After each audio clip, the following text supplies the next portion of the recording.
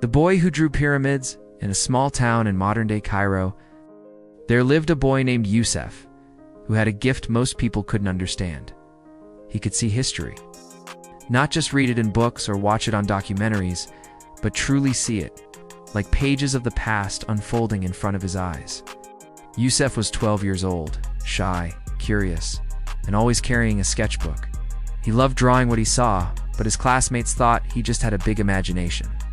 Until one afternoon, in the dusty back room of the Egyptian Museum, everything changed.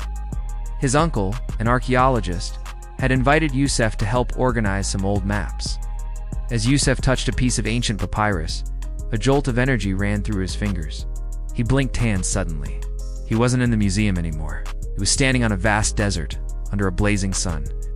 Men in linen garments hauled massive blocks of limestone. Giant ramps spiraled around a rising structure. A pyramid, but unfinished.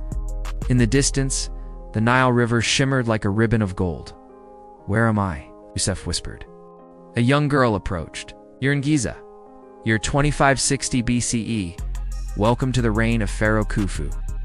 Yusuf's jaw dropped. He was witnessing the construction of the Great Pyramid of Giza, one of the 7 wonders of the ancient world.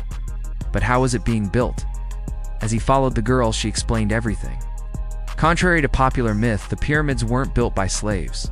Archaeologists now believe that tens of thousands of skilled laborers worked on them, well-fed and housed in nearby worker villages. "We're proud of our work," she said. "The stones are brought from quarries, some from as far as Aswan. We use wooden sleds and pour water on the sand to reduce friction." Yusuf quickly jotted this down in his sketchbook. "People in my time argue about how the pyramids were built. Some say aliens." The girl laughed. "Aliens? No, just a lot of sweat and clever engineering." Then he noticed the alignment. The pyramid. It's perfectly aligned with the stars. "Yes," she smiled. "The Great Pyramid is aligned almost exactly to true north, with only a tiny margin of error. Some say we used the stars, others believe we followed the shadow of the sun." Yusuf was amazed.